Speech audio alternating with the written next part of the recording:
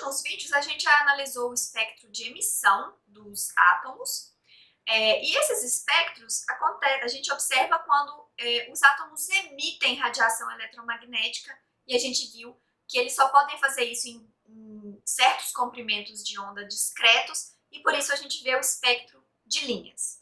Então, como é que a gente pode obter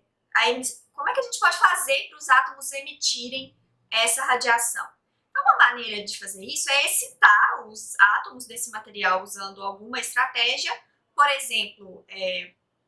colisão com elétrons com energia suficiente, ou aumentando a temperatura, ou fazendo uma corrente elétrica passar ali, tem várias formas de fazer isso, ou incidindo luz mesmo nesse material. Com esse processo eles são excitados para um nível de energia mais alto e eventualmente eles decaem para os níveis mais baixos de energia e por isso a gente observa esses fótons serem emitidos. Mas a gente também pode obter o espectro de absorção desses átomos fazendo o seguinte: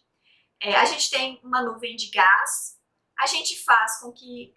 uma luz com todos os comprimentos de onda com espectro contínuo incida sobre esse gás e aí os átomos desse gás vão absorver alguns comprimentos de onda, que são os comprimentos de onda específicos para fazer uma transição de um nível de energia mais baixo para um nível de energia mais alto e, portanto, a gente vai observar faixas escuras em alguns comprimentos de onda específicos na luz transmitida. Então, um átomo no seu estado fundamental pode absorver um fóton de comprimento adequado e passar de um nível de energia mais baixo, né, do nível do estado fundamental para um nível mais alto. E aí, se a gente faz um feixe de luz branca passar através desse gás, uma luz com espectro contínuo passar através desse gás, a gente vai observar que só alguns comprimentos de onda são absorvidos por esses átomos, que são exatamente os comprimentos de onda que fazem com que ele passe do nível fundamental, do nível mais baixo, para níveis mais altos. E aí, analisando a luz transmitida através dessa nuvem de gás,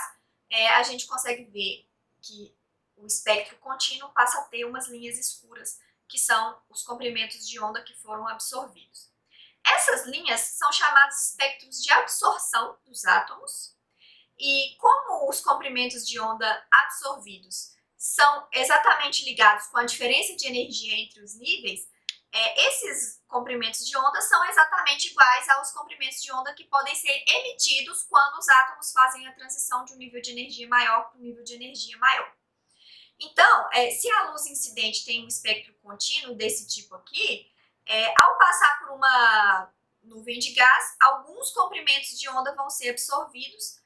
que está relacionado com os níveis, com as diferenças de níveis de energia desses átomos. Funciona também como uma impressão digital para esses átomos desse elemento, e aqui a gente vê o espectro de absorção do sódio, do mercúrio e do lítio. Então, se a gente comparar o espectro de absorção